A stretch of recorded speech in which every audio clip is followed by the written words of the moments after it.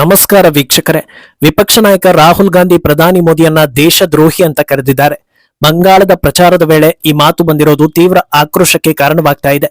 ಇದೇ ಹೊತ್ತಲ್ಲಿ ಈ ಹಿಂದಿನ ಸರ್ಕಾರ ಅಂದ್ರೆ ಮಾಜಿ ಪಿಎಂ ಮನಮೋಹನ್ ಸಿಂಗ್ ಆಡಳಿತ ಇದ್ದಾಗ ವಿಷಯವೊಂದರ ಕುರಿತಂತೆ ಮೋದಿ ಹೇಗೆ ರಿಯಾಕ್ಟ್ ಮಾಡಿದ್ರು ಅನ್ನೋದು ಮುನ್ನೆಲೆಗೆ ಬಂದಿದ್ದು, ಇಬ್ಬರ ನಡುವಿನ ವ್ಯತ್ಯಾಸ ಏನು ಅನ್ನೋದನ್ನ ಇನ್ನೊಂದು ಸಲ ಜಗತ್ತಿನ ಮುಂದೆ ಅನಾವರಣ ಮಾಡಿದಂತಾಗ್ತಾ ಇದೆ. ಇನ್ನು ಬಂಗಾಳ ಪ್ರಚಾರದ ವೇಳೆ ರಾಹುಲ್ ಡಬಲ್ ಸ್ಟ್ಯಾಂಡರ್ಡ್ ಎಕ್ಸ್ಪೋಸ್ ಆಗಿದೆ. ಈ ಹಿಂದೆ ಯಾವ ವಿಚಾರದ ಬಗ್ಗೆ ನಾನು ಮಾತಾಡುವುದಿಲ್ಲ ಅಂತ ಹೇಳಿದ್ರೋ, ಎಲೆಕ್ಷನ್ ಟೈಮ್ ಅನ್ನೋ ಕಾರಣಕ್ಕೆ ಅದೇ ವಿಚಾರದ ಬಗ್ಗೆ ಮಾತಾಡಿ ಮೈಲೇಜ್ ಪಡೆದಿದ್ದಾರೆ. ಮತ್ತೊಂದೆಡೆ ಅಮಿತ್ ಶಾ ಮಮತಾ ಮಾಡ್ತಾ ಇರೋ ತಪ್ಪಿಗೆ ಕೇಂದ್ರ ಸರ್ಕಾರದ ವಿರುದ್ಧ ಮಾತನಾಡುವವರಿಗೆ ಮತ್ತೊಮ್ಮೆ ಕ್ಲಾರಿಟಿ ಕೊಟ್ಟಿದ್ದಾರೆ. ಇದೆಲ್ಲವನ್ನ ಒನ್ ಬೈ ಒನ್ ವಿವರಿಸ್ತಾ ಹೋಗ್ತೀವಿ. ಈ ವಿಡಿಯೋವನ್ನ ತಪ್ಪದೆ ಕೊನೆ ತನಕ ನೋಡಿ. ಅದಕ್ಕೂ ಮುನ್ನ ಮೀಡಿಯಾ ಮಾನ್ಸ್ಟರ್ ಚಾನಲ್ ಅನ್ನ ತಪ್ಪದೆ ಸಬ್ಸ್ಕ್ರೈಬ್ ಮಾಡಿ. ಎಸ್, ಕಾಂಗ್ರೆಸ್ ಕುರಿತಂತೆ ಜನರು ಗಮನಿಸಿರೋ ಪ್ರಮುಖ ವಿಷಯ ಏನು ಅಂದ್ರೆ ಅದು ಬಿಜೆಪಿಯನ್ನ ವಿರೋಧಿಸೋ ಬರದಲ್ಲಿ ದೇಶವನ್ನ ವಿರೋಧಿಸ್ತಾ ಇದೆ ಅನ್ನೋದು. ಸಾಮಾನ್ಯವಾಗಿ ಗೊತ್ತಿಲ್ಲದೆ ಇಂಥ ತಪ್ಪು ನಡೆದರೂ ತಕ್ಷಣವೇ ಅದನ್ನ ಸರಿಪಡಿಸಿಕೊಂಡು ದೇಶದ ಪರವಾಗಿ ನಿಲ್ಲೋದನ್ನ ಅಭ್ಯಾಸ ಮಾಡಿಕೊಳ್ಳೋ ಅವಕಾಶ ಇರುತ್ತೆ. ಆದ್ರೆ ಪದೇ ಪದೇ ಈ ರೀತಿ ಆಗ್ತಾ ಇರೋದನ್ನ ನೋಡಿದ್ರೆ ಇದು ಬೈ ಮಿಸ್ಟೇಕ್ ಆಗಿ ಆಗ್ತಾ ಇರೋದಲ್ಲ, ಉದ್ದೇಶ ಪೂರ್ವಕವಾಗಿಯೇ ಇದೆಲ್ಲವನ್ನ ಮಾಡ್ತಾ ಇರೋದು ಅನ್ನೋದು ಕ್ಲಿಯರ್ ಆಗುತ್ತೆ. ಈಗಾಗಲೇ ಕಾಂಗ್ರೆಸ್ನ ಹಲವು ನಾಯಕರು ಪ್ರಧಾನಿ ಮೋದಿ ವಿರುದ್ಧ ಆಕ್ಷೇಪಾರ್ಹ ಪದಗಳನ್ನ ಬಳಸಿ ಸುದ್ದಿಯಾಗಿದ್ದಾರೆ. ರಾಹುಲ್ ಗಾಂಧಿ ಕೂಡ ಅದನ್ನ ಮುಂದುವರಿಸ್ತಾನೆ ಇದ್ದಾರೆ. ಆದ್ರೆ ಒಂದು ಕಾಲದಲ್ಲಿ ವಿಪಕ್ಷದಲ್ಲಿ ಇದ್ದಾಗ ಮೋದಿ ಹೀಗೆ ಇದ್ರ ಅಥವಾ ಅವರ ನಿಲುವುಗಳು ಹೇಗಿದ್ವು ಅನ್ನೋದಕ್ಕೆ ಸ್ಪಷ್ಟ ಉದಾಹರಣೆಯೊಂದು ಸಿಕ್ಕಿದೆ. ಹಳೆಯ ವಿಡಿಯೋ ಒಂದು ವೈರಲ್ ಆಗ್ತಾ ಇದ್ದು ಕೈಗೆ ಬಿಸಿ ಮುಟ್ಟಿಸ್ತಾ ಇದೆ. ಈ ಹಿಂದೆ ನವಾಜ್ ಶರೀಫ್ ಪಾಕ್ ಪ್ರಧಾನಿಯಾಗಿದ್ದ ಸಂದರ್ಭದಲ್ಲಿ ಭಾರತದ ಪ್ರಧಾನಿ ಮನಮೋಹನ್ ಸಿಂಗ್ ರನ್ನ ಅವಮಾನಿಸಿದ್ರು, ಮಹಿಳೆ ಅಂತ ಟೀಕಿಸಿ ಸ್ಟೇಟ್ಮೆಂಟ್ ಕೊಟ್ಟಿದ್ರು. ಇದರ ಬೆನ್ನಲ್ಲೇ ಸಮಾವೇಶವೊಂದರಲ್ಲಿ ಮಾತನಾಡಿದ ಮೋದಿ ನವಾಜ್ ಶರೀಫ್ ಅನ್ನ ತರಾಟೆಗೆ ತೆಗೆದುಕೊಂಡಿದ್ರು. ನಮ್ಮ ದೇಶದ ಪ್ರಧಾನಿ ಬಗ್ಗೆ ಕೀಳಾಗಿ ಮಾತಾಡೋದಕ್ಕೆ ಎಷ್ಟು ಧೈರ್ಯ! 100 ಕೋಟಿ ಜನರನ್ನ ಪ್ರತಿನಿಧಿಸೋ ಪ್ರಧಾನಿ ಬಗ್ಗೆ ನವಾಜ್ ಆಡಿರೋ ಮಾತುಗಳನ್ನ ಒಪ್ಪೋದಕ್ಕೆ ಸಾಧ್ಯವೇ ಇಲ್ಲ. ಭಾರತದ ಒಳಗೆ ರಾಜಕೀಯವಾಗಿ ಅವರನ್ನ ವಿರೋಧ ಮಾಡ್ತೀವಿ, ಆದ್ರೆ ದೇಶದ ಅಸ್ಮಿತೆ ವಿಚಾರ ಬಂದಾಗ ಇಂಥ ಹೇಳಿಕೆಗಳನ್ನ ಒಪ್ಪೋದಕ್ಕೆ ಸಾಧ್ಯವೇ ಇಲ್ಲ. ಆದ್ರೆ ನಮ್ಮ ದೇಶದ ಕೆಲ ಪತ್ರಕರ್ತರು ನವಾಜ್ ಶರೀಫ್ ಜೊತೆ ಕೂತ್ಕೊಂಡು ಸಿಹಿಯನ್ನ ತಿಂತಾ ಇದ್ದಾರೆ. ದೇಶಕ್ಕೆ ಆಗಿರೋ ಅವಮಾನವನ್ನ ಖಂಡಿಸೋದನ್ನ ಬಿಟ್ಟು ಅವರ ಜೊತೆ ಸೇರ್ಕೊಂಡಿರೋದಕ್ಕೆ ನಾಚಿಕೆ ಆಗ್ಬೇಕು ಅಂತ ಅಬ್ಬರಿಸಿದ್ರು. ಆದ್ರೆ ಇವತ್ತು ಅದೇ ವಿಪಕ್ಷಗಳು ಹೇಗಿವೆ ಅನ್ನೋದನ್ನ ಈ ವಿಡಿಯೋ ಮತ್ತೊಮ್ಮೆ ಚರ್ಚೆ ಮಾಡುವಂತೆ ಮಾಡ್ತಾ ಇದೆ.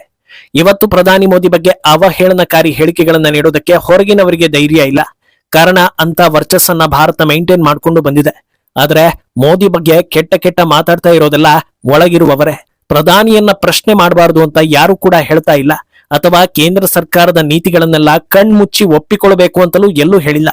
ಆದ್ರೆ ಅದಕ್ಕೊಂದು ರೀತಿ ನೀತಿ ಇರ್ಬೇಕಲ್ವಾ? ಒಂದು ಯೋಜನೆ ಜಾರಿ ಮಾಡ್ತಾ ಇದ್ದಾರೆ ಅಂದ್ರೆ ಅದರ ಅನುಕೂಲ ಹಾಗೂ ಅನಾನುಕೂಲಗಳು ಎರಡೂ ಚರ್ಚೆ ಆಗ್ಬೇಕು.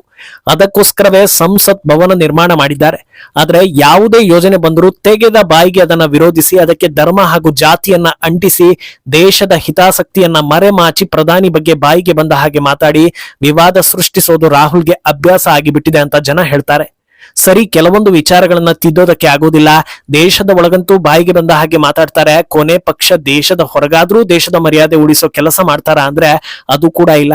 ಭಾರತದ ಬಗ್ಗೆ ವಿದೇಶಗಳಲ್ಲಿ ಇಲ್ಲ ಸಲ್ಲದ ವಿಚಾರಗಳನ್ನ ಹೇಳಿ ದೇಶ ತಲೆ ತಗ್ಗಿಸುವಂತೆ ಮಾಡಿರೋ ಸಾಕಷ್ಟು ಘಟನೆಗಳು ನಡೆದಿವೆ. ರಾಹುಲ್ ಪ್ರತಿ ಸಲ ವಿದೇಶಕ್ಕೆ ಹೋದಾಗ್ಲೂ ಯಾವ್ದಾದ್ರೂ ಒಂದು ವಿಚಾರ ಇಟ್ಕೊಂಡು ನೆಗೆಟಿವ್ ಆಗಿ ಮಾತಾಡಿ ಬರೋದು ಅಭ್ಯಾಸ ಮಾಡ್ಕೊಂಡಿದ್ದಾರೆ. ಕಳೆದ ವರ್ಷ ವೋಟ್ ಚೋರಿ ಅಂತ ಒಂದು ಆರೋಪ ಮಾಡಿದ್ರು. ಹಲವು ರಾಜ್ಯಗಳಲ್ಲಿ ಈ ರೀತಿ ಆಗಿದೆ ಅಂತ ಹೇಳಿ ಹಲವು ಪ್ರೆಸ್ ಮೀಟ್ ಗಳನ್ನ ಮಾಡಿ ಹಲವು ಡಾಕ್ಯುಮೆಂಟ್ ಗಳನ್ನ ತೋರಿಸಿ ಹಲವು ಉದಾಹರಣೆಗಳನ್ನ ನೀಡಿದ್ರು. ಅದರಲ್ಲಿ ಒಂದೇ ಒಂದು ಕೂಡ ನಿಜ ಅಂತ ಸಾಬೀತಾಗದೆ ಪ್ರತಿಯೊಂದು ಸುಳ್ಳು ಅಂತ ಎಕ್ಸ್ಪೋಸ್ ಆಯ್ತು. ಕೊನೆ ಪಕ್ಷ ಈ ವಿಚಾರ ಭಾರತದಲ್ಲೇ ಇದ್ದಿದ್ರೆ ರಾಜಕೀಯ ಅಂತ ಅನ್ನಿಸ್ಕೊಳ್ತಾ ಇತ್ತು. ಆದ್ರೆ ಇದನ್ನ ವಿದೇಶದಲ್ಲೂ ಹೋಗಿ ಹೇಳಿದ್ರು. ಸರಿ, ಒಂದು ವೇಳೆ ವೋಟ್ ಚೋರಿ ನಡೆದಿದ್ದು ನಿಜ ಅಂತ ಪ್ರೂವ್ ಆಗಿದ್ದಿದ್ರೆ ವಿದೇಶದಲ್ಲಿ ಹೇಳೋದ್ರಲ್ಲಿ ಒಂದು ಅರ್ಥ ಇರ್ತಾ ಇತ್ತು.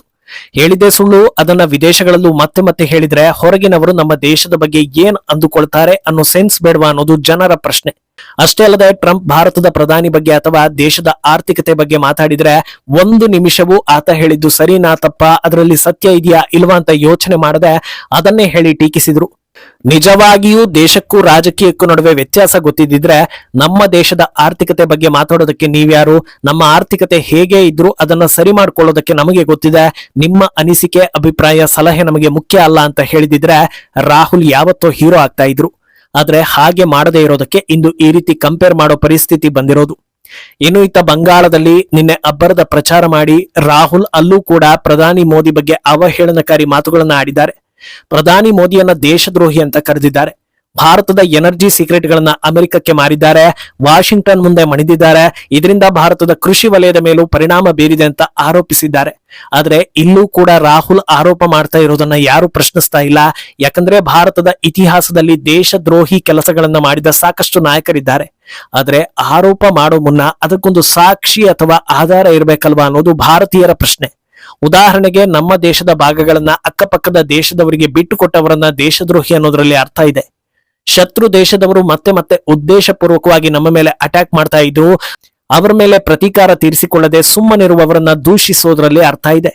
26/11 ಅಟ್ಯಾಕ್ ನಡೆದು ಅದರಲ್ಲಿ 100 ಅಮಾಯಕರು ಮೃತಪಟ್ಟು ಅದಕ್ಕೆ ಪಾಕಿಸ್ತಾನಿ ಮೂಲದ ಉಗ್ರರು ಕಾರಣ ಅನ್ನೋದು ರೆಡ್ ಹ್ಯಾಂಡ್ ಆಗಿ ಗೊತ್ತಾದ್ರೂ ಮತ್ತೆ ಪಾಕಿಸ್ತಾನಕ್ಕೆ ಕ್ಲೀನ್ ಚಿಟ್ ಕೊಡುವವರನ್ನ ದೇಶದ್ರೋಹಿ ಅನ್ನೋದ್ರಲ್ಲಿ ಅರ್ಥ ಇದೆ.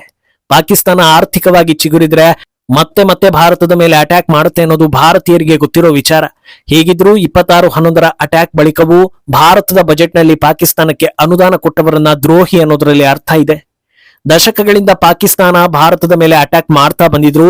ಪಹಲ್ಗಾಮ್ ಅಟ್ಯಾಕ್ ನಡೆದಾಗ ಅದ್ ಹೇಗೆ ಪಾಕಿಸ್ತಾನದ ಮೇಲೆ ಅನುಮಾನ ಪಡ್ತೀರಿ ಅಂತ ಹೇಳಿದವರನ್ನ ದೂಷಿಸೋದ್ರಲ್ಲಿ ಅರ್ಥ ಇದೆ. ಅದನ್ನ ಬಿಟ್ಟು ಆಧಾರ ಇಲ್ಲದ ಆರೋಪ ಸರಿನಾ ಅನ್ನೋದು ಜನರ ಪ್ರಶ್ನೆ.